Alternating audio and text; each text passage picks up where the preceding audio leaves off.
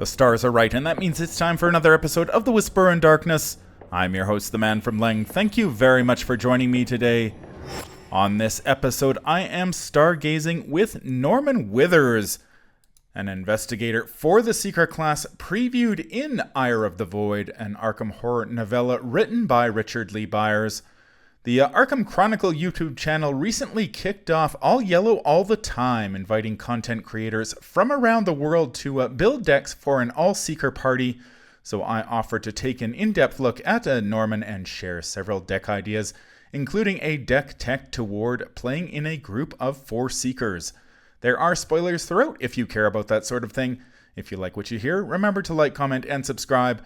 Will Norman Withers' abilities earn him prestige and fame among players, or will nobody give this investigator the time of day? Let's find out if the stars align in Norman's favor. Norman Withers has 4 willpower, 5 intellect, 2 combat, and 1 agility. He has the Miskatonic trait, 6 health, and 8 sanity, and the game text, play with the top card of your deck revealed. Once per round, you may play the top card of your deck as if it were in your hand at -1 resource cost. Norman also has the following forced effect. After a weakness is revealed while on top of your deck, draw it. His Elder Sign effect is +X, where X is the resource cost of the top card of your deck. You may then swap the top card of your deck with a card in your hand. Norman's skill values are similar to his Seeker counterparts, Daisy Walker from the core set and Minh Thi Phan from the Path to Carcosa Deluxe expansion. He has 4 willpower, which makes him slightly better spellcaster than Daisy out of the box. Norman's high willpower also provides a measure of protection from many of the nasty treacheries that the encounter deck will throw at him during a campaign. Norman has the coveted skill value of 5 in intellect. The value of having 5 intellect can't be understated. Norman Withers' text box could be blank, and I would still consider playing him because an intellect skill value of 5 has such a huge impact on the game. If you've got 5 intellect, gathering clues is a breeze at all but the highest shroud locations. And as we all know, gathering clues as quickly as possible is the name of the game in the Arkham Horror LCG. Between 4 willpower and 5 intellect, Norman is looking like a very strong investigator. Unfortunately, Norman also shares his counterpart's lack of combat and agility. This makes a lot of sense, given that Norman is an elderly gentleman who spends more time staring up at the night sky than pumping iron in the Miskatonic gym. However, it means that enemy management is going to be a significant issue for him. Killing anything stronger than a swarm of rats is going to be a serious challenge for Norman with his combat skill value of 2. Evading enemies is all but out of the question with his agility skill value of 1. When I'm playing solo, I like an investigator who has a good chance of either fighting or evading an enemy if necessary. Norman's base skill values means he's good at neither of those things. However, playing a Seeker investigator solo has become a lot easier since the core set days, and Norman is quite capable of completing a campaign on his own as long as you've got a good enemy management strategy in place. We'll take a closer look at some of Norman's options later in this video. While there are many cards that can help Norman fight or evade enemies, Norman's dismal agility is going to be a liability regardless of the campaign that you're playing. 5 intellect is amazing until you run into locations such as Arkham Woods Cliffside or Knight's Hall, which force you to investigate using your agility. Granted, both of those locations are 2 shroud locations, but Norman is still going to be at a disadvantage. Treacheries such as Grasping Hands, On Wings of Darkness, and Ruin and Destruction are the bane of investigators with low agility skill values. Norman can play around Arkham Woods Cliffside and Knight's Hall using Mind Over Matter, a Seeker event from the core set. However, Mind Over Matter won't help you against a Treachery card, since you cannot play Mind Over Matter during the Mythos phase. The Forgotten Age campaign is particularly punishing for Norman. You'd better stock up on medicine, otherwise Norman will likely spend most of the campaign poisoned.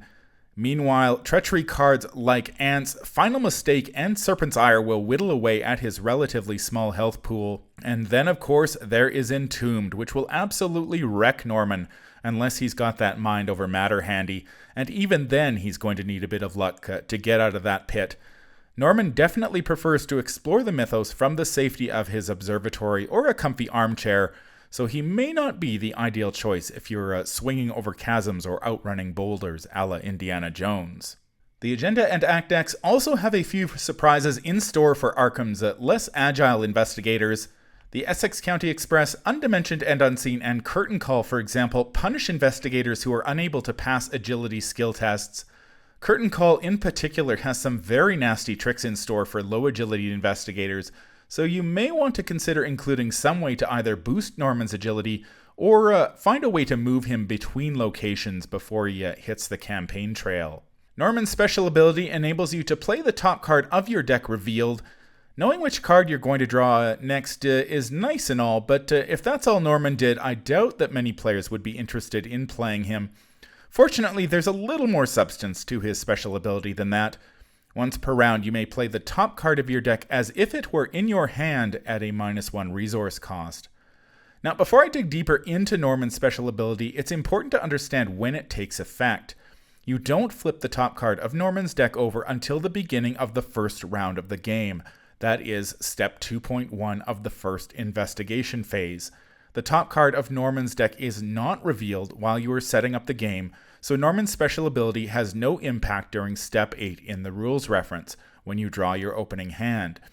Each weakness card drawing during this step is ignored, set aside, and replaced by drawing another card from the deck. And it's a good thing too, because I've discussed the implications of playing with the top card of your deck revealed during setup with at least one listener, and it would create an awful lot of confusion, to say the least. With that out of the way, Norman's special ability enables him to generate resource advantage, which is fantastic if you can get it. Nobody is going to turn their nose up at a free magnifying glass, and that one resource discount can really add up over the course of a game if you're able to leverage it. Fast cards work wonders in Norman decks because you can play them from your hand or once per round the top of your draw deck, speeding up your tempo and drawing through your deck more quickly. There's a good reason anatomical diagrams, mind over matter, and working a hunch often make the cut in Norman decks. If you see a level 0 secret card with the fast keyword in the future expansion, Norman is likely going to be interested in it. When I played Norman, I found it difficult to take advantage of his special ability as often as I would have liked. However, I must have had enough resources between Dr. Mylan Christopher's response and Norman's special ability, since I felt confident enough to remove my copies of Emergency Cash from the deck fairly early during the campaign, freeing up valuable space for other cards.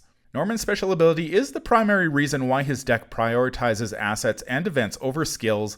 Skill cards such as Guts are not played from a player's hand, rather they must be committed to a skill test. That's a very important distinction to remember. If there's a skill card on top of your draw deck, it effectively turns Norman's ability off until you draw that skill. Skills effectively blank Norman's special ability and slow him down, neither of which are desirable. That said, I wouldn't forego including skill cards in your Norman deck entirely. Unexpected Courage from the core set or Inquiring Mind, a skill released in the Undimensioned and Unseen Mythos pack, can help Norman pass a clutch willpower or intellect skill test. Those skills can also go a long way to getting Norman out of a jam if he comes up short on agility skill icons. I've also seen quite a few Norman decks that play Eureka, a skill from the Pallid Mask, to draw a card and reshuffle the deck. The reshuffle is a nice perk since it changes the top card of the deck, which Norman may be able to play for cheap with his special ability. Eureka also has an agility icon, although it's unlikely to be enough on its own to help you pass an agility skill test. Unfortunately, Norman's special ability has a drawback. The forced effect requires you to draw a weakness after it is revealed while on top of your deck. Depending on the weakness in your deck, this can put Norman in some awkward situations from the word go. For example, if you flip Amnesia or Paranoia as the top card of your deck during step 2.1, you'll lose all but one card in your hand or all of your resources respectively before you even get to take a turn. God forbid you somehow end up with both of them in the top two cards of your deck. Now that would be playing on hard mode for sure. Some of the other basic weaknesses can be just as bad for Norman. If you draw Mob Enforcer, Silver Twilight Acolyte, or Stubborn Detective as your basic weakness, there is a possibility you can start the game with them in play. That would be pretty debilitating for Norman, since it's highly unlikely he'll be in a position to deal with an enemy that early during a scenario. And I can't imagine flipping the top card of my deck to see a card like Overzealous. then drawing at least 2 encounter cards before I've even had a chance to take my first turn. That would suck. The chance of starting the game with a weakness on the top of your deck is remote, but it is something to keep in mind when you're playing Norman, especially as the campaign wears on and you're forced to add additional weaknesses to your deck. One of the other repercussions of Norman's forced effect is that he tends to draw more weaknesses during the investigation phase rather than, say, step 4.4 of the upkeep phase when you automatically draw a card. This can be very annoying if you have basic weaknesses such as internal injury and chronophobia, which force you to take damage or horror at the end of your turn, or Norman's signature weakness, Vengeful Hound, which may be able to land a free attack before you can do anything about it. Norman's forced effect has some interesting interactions with encounter cards that discard cards from the top of your deck. Most of these cards with this type of effect are confined to scenarios in the Dunwich Legacy campaign, but there's always a possibility of this type of effect cropping up in future campaigns, so it's worth taking a moment to talk about them. Visions of Futures Past, Treachery from the Dunwich Legacy, is a good example of this type of effect. It forces you to make a Willpower 5 skill test and then discard 1 card from the top of your deck for each point you fail by. It's important to remember that cards discarded by this effect are discarded all at once, not one at a time. If Norman fails Visions of Futures Past by 5, you discard all 5 cards at once, then flip the top card of your deck to satisfy his ability. Cards such as Arcane Barrier, another Treachery from the Dunwich Legacy, or Key of Ys, a neutral asset from the Dim Carcosa, work the same way. Don't make the mistake I did when I played Norman for the first time and discarded the cards one at a time, resolving each weakness along the way. It makes for a very painful game. Norman's Elder Sign effect is plus X, where X is the cost of the top card of your deck. Then you may swap the top card of your deck with a card in your hand. Norman's Elder Sign ability is pretty swingy to say the least. It's also another good reason to play fewer skills in a Norman deck, since skills don't have a cost and therefore are considered to be zeros. There are a couple of reasons that you may consider swapping cards if you draw an Elder Sign. Perhaps there is a skill card on the top of your deck that you would like to commit to a skill test later that turn, or perhaps there's a card in your hand that you would like to play at a discount. It's a neat effect, but in practice, swapping doesn't happen nearly as often as you would like, because it's obviously impossible to predict when you're going to pull that Elder Sign token. In all of my games with Norman, I think I've swapped cards 2, maybe 3 times at most. More often than not, I don't bother swapping since I've already used Norman's discount for that turn, or I'm just not in a position to take advantage of it. Norman's signature card and signature weaknesses are Livre d'Ibon and the Harbinger respectively. However, neither card has been released yet, so we don't know what they do. If you purchased Ire of the Void, you received 2 cards with the replacement keyword, Split the Angle and Vengeful Hound, that you use instead of those cards. Once Norman is released, you can use all 4 cards if you like, or choose the 2 you like the most. Split the Angle Ire of the Void is a 2-cost asset with Willpower, Intellect, and Wild skill icons. It has the spell trait, and you may take an action to reveal the top card of the encounter deck. Split the Angle also has the following free triggered ability: exhaust Split the Angle and discard the top card of your deck. Discard the top card of the encounter deck. I'm really torn on Split the Angle. I like that you can commit it to a skill test for 2 Willpower or 2 Intellect skill icons. You can even pitch it to a combat or agility skill test in a pinch. I also like the fact that it has the spell trait, so it synergizes with mystic cards such as Arcane Initiate. That said, I really dislike the first ability. Revealing the top card of the encounter deck is absolutely not worth 2 resources and 2 actions, and if that's all this card did, I would probably commit it to a skill test every time I drew it. Split the Angle's free triggered ability is much, much better since it lets Norman cycle through his deck more quickly than your average investigator. I've used Split the Angle as an emergency tutor in several games, and it can really save your hide. If you desperately need a certain card in your deck, say that second copy of Shriveling to deal with a pesky enemy, you can use Split the Angle to dig through your deck a little faster to find it. Who knows, you may even get lucky and discard some truly terrible encounter cards along the way. I would certainly consider paying 2 resources for Split the Angle if I needed to dig for a certain card in my deck. Split the Angle's free triggered ability also works extremely well in combination with Alyssa Graham, a mystic ally from the Undimensioned and Unseen Mythos pack. Besides giving you a static +1 intellect bonus, Alyssa has a free triggered ability that lets you look at the top card of the encounter deck. Alyssa gives you the option of placing a Doom on her to place that card on the bottom of the deck. If you've got Split the Angle in play, don't bother adding the Doom. You can simply exhaust Split the Angle and discard the top card of your draw deck to discard that card. I got this combination working once while playing Where Doom Awaits, and I felt like I was playing on easy mode. I had such a stranglehold over the encounter deck, I felt as though I could almost pick and choose the cards that I wanted to encounter. That said, this combination costs 6 resources and 2 actions to get rolling, so it helps if you can use Norman's cost reduction to get the combination into play on the cheap. Alyssa also takes up one of Norman's precious level 0 Mystic slots, which may not be ideal depending on the build that you're going for. We'll talk a little bit more about Norman's deck building options and requirements in a moment. Norman's signature weakness is Vengeful Hound. It's an enemy with 2 fight, 2 health, and 3 evade. It has the monster Extra Dimensional and Tyndalos traits, and it will hit you for 1 damage and 1 horror. Its prey is Norman Withers only. It has the game text, while Vengeful Hound is engaged with you, you cannot draw or reveal cards via player card effects. I've played almost 24 games solo with Norman, and I've never been all that worried about Vengeful Hound. These sorts of enemy weaknesses tend to be quite annoying, but they are very often rarely deadly.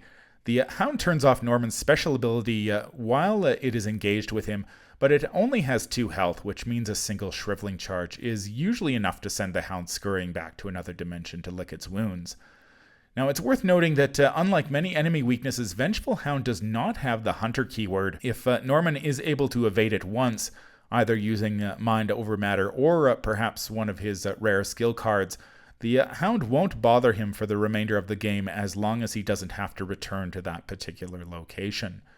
If you're playing multiplayer, most Guardians will be more than happy to dispatch the Hound for you. The Hound only has 2 health, which is not a big ask once a combat-oriented Guardian gets rolling. We've talked a lot about Norman's strengths and weaknesses in this video, but I haven't discussed why he's such a fascinating investigator, and that is his deck building options and requirements. I think Norman has some of the most interesting deck building options and requirements in the game, and I really can't wait to see more investigators who use a similar template. Norman may use level 0 Seeker cards, level 1 to 5 Mystic cards, level 0 to 5 neutral cards, and up to 5 level 0 Mystic cards. That means Norman essentially begins the campaign as a level 0 Seeker with a handful of Mystic cards to spice things up a bit, and by the end of the campaign he's all but turned his back on the Seeker class and evolved into a high-powered Mystic. Norman's shift to Mystic from Seeker has several repercussions, though, that I think are worth discussing. First, Norman is an atypical Seeker since he's unable to use many of the high-powered cards that other Seeker investigators take for granted. For example, Norman is a well-educated astronomer, but he can't play Higher Education, the permanent Seeker asset from Blood on the Altar. Higher Education is one of the most powerful cards in the game, so that's a pretty significant loss for Norman, although it is easy to see why Norman can't play it, because he would be almost godlike with that in play. If Norman is interested in purchasing a permanent talent, his only option is the Mystic asset Blood Pact, which also came out in Blood on the Altar. Now, I've played Blood Pact in a couple of my Norman decks, and it can work wonders for his willpower and combat. That said, Blood Pact requires you to fiddle around with the number of Doom in play, so it's not exactly fire and forget like Higher Education. Second, Norman's deck building restrictions means that all of the unidentified assets are out of the question, since he can't purchase their powerful upgrades. Norman's area of expertise does not include strange solutions, archaic glyphs, or ancient stones, which means he's going to be missing out on a great way to discover additional clues, as well as some very strong enemy management tools. Third, Norman may be a Seeker with an intellect skill value of 5, but he has very few ways to discover multiple clues during a single investigate action. The only card in the Seeker card pool that is available to him is Deduction level 0. since Archaic Glyphs, Guiding Stones, Deciphered Reality, and Deduction Level 2 are off limits. Norman has a couple of options to speed up his clue acquisition. The first is to play Rite of Seeking, the Mystic asset from the Dunwich Legacy. Rite of Seeking 0 and 2 let Norman discover one additional clue, while Rite of Seeking level 5 lets him discover 2 additional clues. The second way is to play cards such as Working a Hunch, True Understanding, and Drawn to the Flame. Working a Hunch is the best of the bunch since it's a fast event that Norman can play for a resource. True Understanding is a lot more restrictive, and it's a skill, which isn't ideal for Norman. Drawn to the Flame will grab you 2 clues, but it also will take up one of Norman's coveted level 0 Mystic slots. And as we'll see in a moment, there is a lot of competition for those 5 level 0 Mystic slots.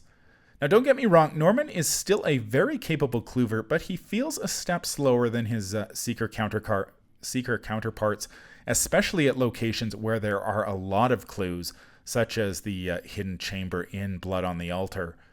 For example, an investigator like Daisy can drop Archaic Glyphs Guiding Stones on the table, jack her intellect sky high with higher education, and then clear a location in one action.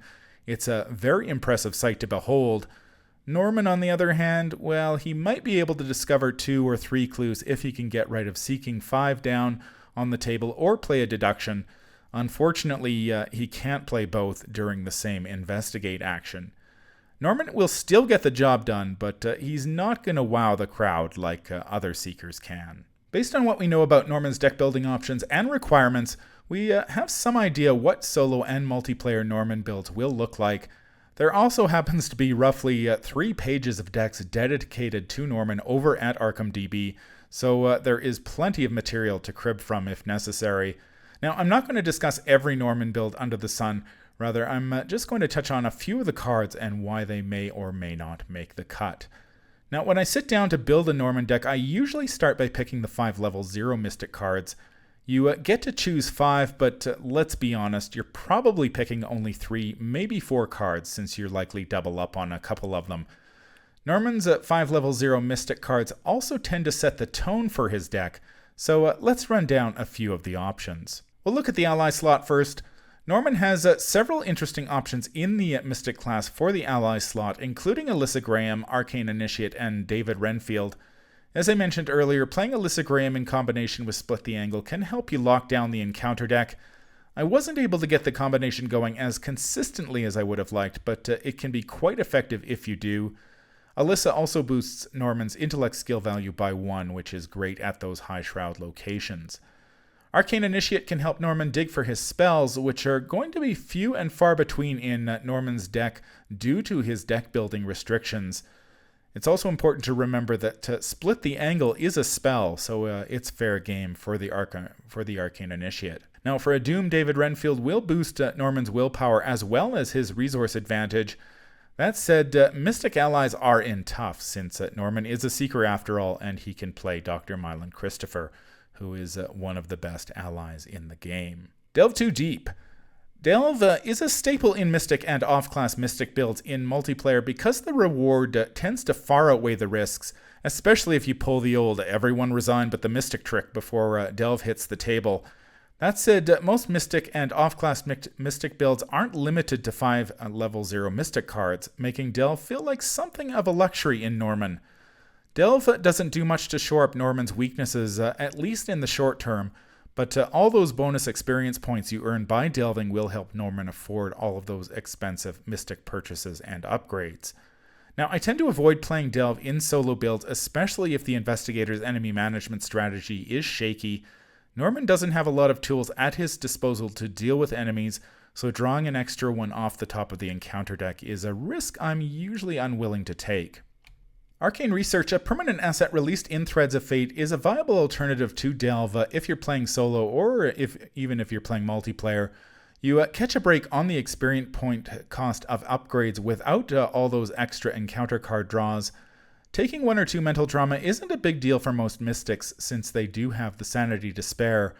However, Arcane Research can come back to bite you in the ass if you upgrade to a card like Shriveling level 5 too quickly.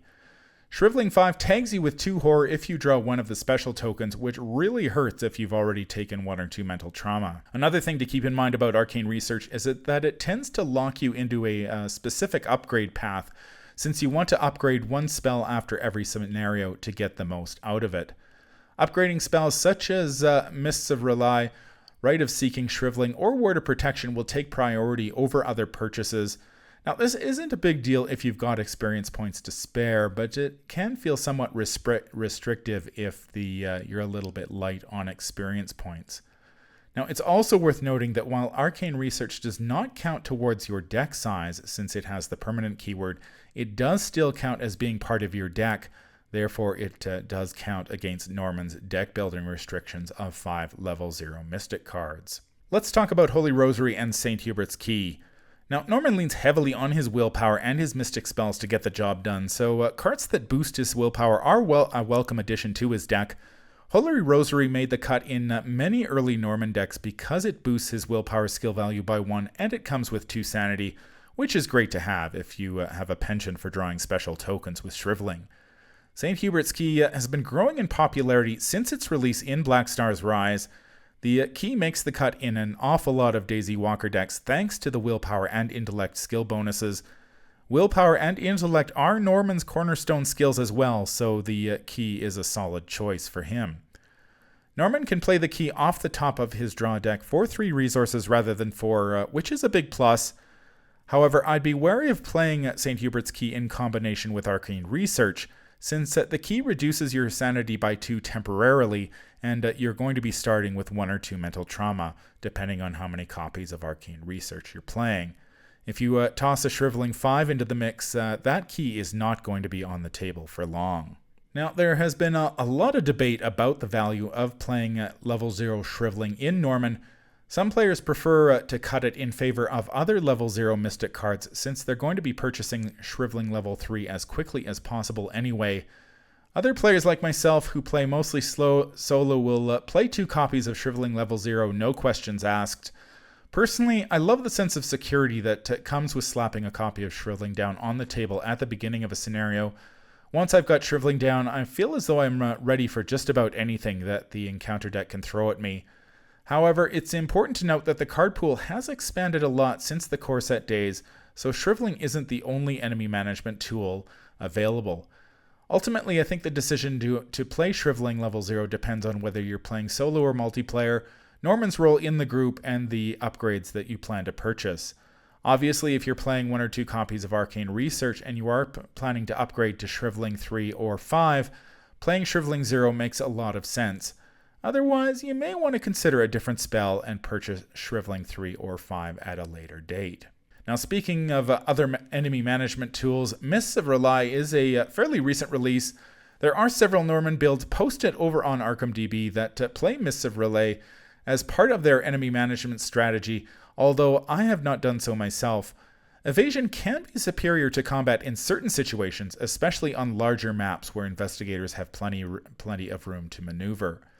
Mists is another source of extra movement for Norman besides a shortcut, and it works well in combination with Seeker assets like Fieldwork. Mists may be a better choice than Shriveling if you decide to go the Arcane Research route, since it doesn't cost you a sanity if you do happen to pull a special token during the skill test. Let's talk about Rite of Seeking. Norman's base intellect is so high that using Rite of Seeking to investigate locations seems counterintuitive. I wouldn't write off Rite of Seeking though, since it's one of the few ways Norman can discover multiple clues at a location. The ability to discover multiple clues isn't that big a deal in solo, since there are rarely more than 1 or 2 clues at any given location. However, being able to discover multiple clues is vital in multiplayer. If you're playing in solo, you can probably get away without this card. If you're playing in multiplayer and Norman is going to be responsible for discovering the lion's share of the clues on the table, Rite of Seeking and its upgrades are going to be a much more tempting option. Then there's Scrying. Norman's signature asset, Split the Angle, lends itself to encounter deck control, so Scrying and Scrying level 3 are interesting options to consider if you want to go all in on that strategy. Split the Angle and Scrying 3 both have free triggered abilities that may be used during any player window, which gives you a great deal of control over when you can trigger them, including during the Mythos phase. Now, I tried to play an encounter deck control style deck out of Norman when I was playing solo, but I wasn't all that impressed by it. It was great when it worked, but getting it to work consistently during a campaign was somewhat problematic. Encounter deck control is a little harder to pull off in solo because it takes up a lot of time to set up, and it's also fairly easy to derail since the encounter deck often gets reshuffled when the agenda deck advances. That's also a problem in multiplayer. Now, more often than not when I was playing solo, I just felt better off using Norman's amazing intellect to discover clues as quickly as possible and simply dispense with the control aspect. Now, I haven't given up on encounter deck control, but I feel as though it's missing a piece or two before it really is going to be viable, and I'm not sure whether designer Matt Newman wants that to happen, given some of the trouble the Lord of the Rings LCG experienced with encounter deck control strategies. Finally, there's Word of Protection. Ward is another staple of Mystic and off-class Mystic decks, but I found my Norman build simply didn't have the room for it at the start of the campaign. If I'm playing solo, Ward of Protection is among the first level 0 Mystic cards that I purchase once I've upgraded my Shriveling. If you're playing multiplayer, you can simply buy the level 2 version and call it a day because the level 2 version is superior in that format. Once you've picked your 5 level 0 Mystic cards for your Norman deck, you should have a pretty good idea about what your deck is trying to do. The next step is to flesh it out with level 0 Seeker cards. As I mentioned earlier, skills turn off Norman's special ability, so Norman decks usually play as few of them as possible. That means the skills that you do play need to be versatile and make a very big impact when you commit them to a skill test. You can't go wrong with Unexpected Courage and Inquiring Mind, which you can commit to virtually any skill test for 2 or 3 wild skill icons respectively. If Norman is on clue duty, deduction level 0 is almost a given. Eureka is another viable option, though I prefer the icons on Unexpected Courage and Inquiring Mind to the card draw and the reshuffle. If you're really concerned about Norman's ability to gather clues as quickly as possible, you may want to consider True Understanding from the Boundary Beyond. Many skill tests printed on scenario cards require willpower, which is in Norman's wheelhouse. Unfortunately, True Understanding only has one wild skill icon, so it won't be much help during agility skill tests, which are also common on scenario cards. Norman tends to avoid playing skills, which means he can use all those deck slots to double up on a suite of solid Seeker events, including I've Got a Plan, Mind Over Matter, No Stone Unturned, Shortcut, and Working a Hunch. Other frequent additions to Norman decks include Anatomical Diagrams and Logical Reasoning, which can both help your fellow investigators and soften the blow if you happen to be playing Arcane Research. Norman can play all of these events from the top of his deck at a discount, and don't forget that you can use the more situational events to fuel Split the Angle if necessary. Finally, we come to the Seeker assets.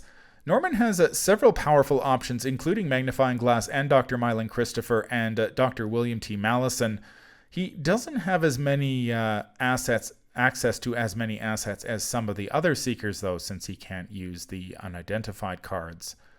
Now, Hyper-Awareness is tempting since it's one of the few ways that Norman can boost his woeful agility. However, I found it largely unnecessary in practice, at least when I was playing the Dunwich Legacy campaign. Now, don't forget to consider powerful neutral options as well, such as Fine Clothes and Painkillers, depending on the campaign. The solo Norman deck that I built for this video is based on 2 different builds that I piloted through the Dunwich Legacy. I was very happy with how both campaigns went, although Norman did struggle during the Miskatonic Museum and Blood on the Altar. I was a little surprised by that, although I understand why in hindsight. Both of those scenarios require an investigator to discover a lot of clues fairly quickly, and Norman simply isn't as good at discovering additional clues as other Seekers. Now, this solo build sticks to the fundamentals and doesn't try to do anything fancy. Magnifying Glass and Dr. Mylan Christopher build on Norman's already impressive intellect, while Working a Hunch provides him with another way to discover clues. Shriveling, I've Got a Plan, Anatomical Diagrams, and Mind Over Matter give Norman several options to deal with enemies, and I went with Deduction, Inquiring Mind, and an Unexpected Courage in the skill department. Now, there are several cards in this deck that you could change depending on the campaign and additional testing, Personally, I really like playing Fine Clothes, but you could easily swap them for a second Seeker ally. Emergency Cash is also on the bubble. Between Dr. Mylan Christopher and Norman's special ability, he shouldn't run into resource trouble that often. I replaced both copies of Emergency Cash fairly early during both campaigns. I've also gone back and forth on Word of Protection. It's a great card, but Norman's level 0 Mystic slots are so tight that it's not necessarily my first choice. If you want to experiment with Delve Too Deep or Arcane Research or another enemy management option such as Mists of Relay, I'd drop the wards and pick them up once you've upgraded Shriveling. Now, before I forget, if you go the Arcane Research route, I'd probably replace the anatomical diagrams with logical reasoning to help you deal with some of that mental trauma. The multiplayer deck I built is all about discovering clues as quickly as possible. Norman should be able to discover plenty between Magnifying Glass, Rite of Seeking, Working a Hunch, and Deduction. I decided to go with Delve Too Deep here to generate more experience points, which should help the group afford expensive additions and upgrades. If you're uncomfortable with the idea of delving, you could replace them with another ally, another enemy management tool such as Mists, or Word of Protection. I haven't played medical texts in many decks, but it seems okay here since Norman will likely need a chaperone who may benefit from some spot healing. Norman could also play logical reasoning on his chaperone to shore up his or her sanity. Of course, this episode is also part of All Yellow All the Time, the deck building challenge organized by our friends over at the Arkham Chronicle YouTube channel, so we need to talk about what a Norman deck looks like in an all-seeker party. If you're going to play Norman in a group with 3 other Seekers, you got to ask yourself a couple of questions. First of all, does Norman bring anything unique to the group? And second, what role will Norman play in the group? Unfortunately, the answer to question number 1 is not a whole hell of a lot. Norman shares the same off-class as Daisy, albeit with way more restrictions. Now, eventually Norman will be able to purchase a lot of powerful mystic cards that Daisy can't touch, including Grotesque Statue, Seal of the Seventh Sign, Over the Threshold and Beyond, and Shards of the Void. But that's going to be several scenarios down the road. Meanwhile, St. Hubert's Key sees a lot of play in Daisy decks these days, so Norman does need to be wary of contesting that unique card with her. Answering the second question is more difficult since there are currently 5 Seekers, soon to be 6, vying for 4 Investigator slots. Obviously, discovering clues quickly and efficiently isn't going to be much of an issue for 4 Seekers. Norman is going to be a tad slower than either Daisy, Rex, Min, or Ursula due to his deck building restrictions, so it makes sense for him to play more of a supporting role and focus on healing and enemy management. Seekers are a pretty squishy bunch on the whole, so Norman should probably bring along a full complement of medical texts to keep his friends safe from harm.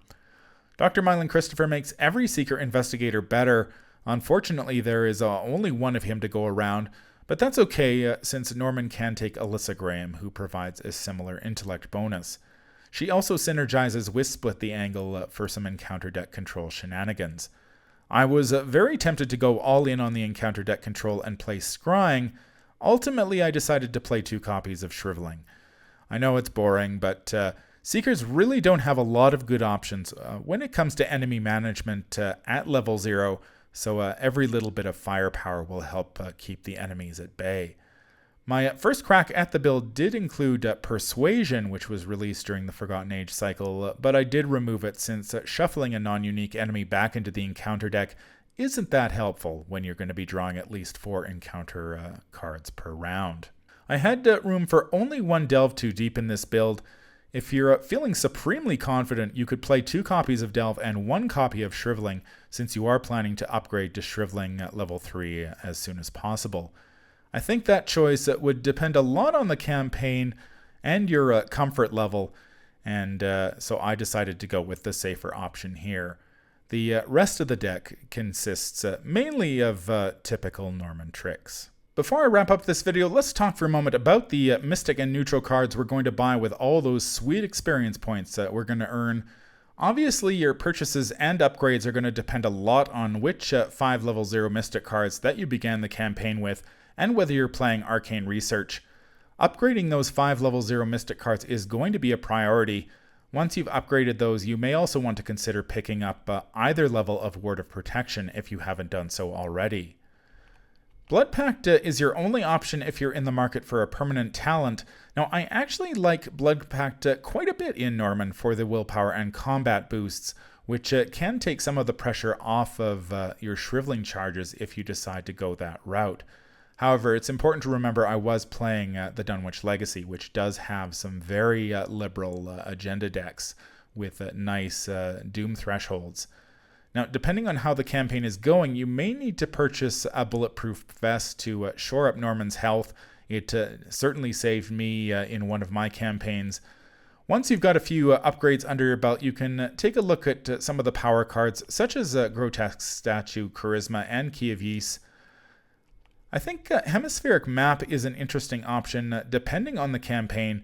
I also like the look of a card like Counterspell, which Norman can play off the top of his draw deck for a measly resource. That's going to do it for my look at Arkham's Resident Astronomer. I hope you found some of the information useful as you set out to build your own Norman Withers decks. If you're not confident in your skills as a deck builder yet, then head over to ArkhamDB and steal one of the Norman decks posted there. There are plenty to choose from, and some of them do explore ideas that I didn't have time to explore in this video. Make sure you check out all the other entries in the All Yellow All the Time deck building challenge as well. I'll post links to the contributions down below. As I mentioned earlier, I finished the Dunwich Legacy campaign twice with Norman, and he quickly became one of my favorite investigators, and I'm definitely looking forward to playing him when he is officially released, so I can see what his real signature asset and weakness do. If you can't wait that long, I noticed that the stars have aligned, and Ire of the Void, Richard Lee Byers' novella about Norman Withers, is finally back in print.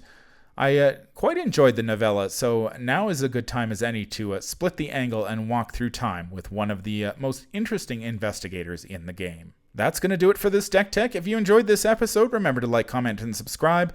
If you need to contact me, I can be reached at manfromleng@gmail.com. I'm also on Twitter at manfromleng. Until the stars are right, keep your shotgun close and your elder sign closer. Take care out there, and happy investigating.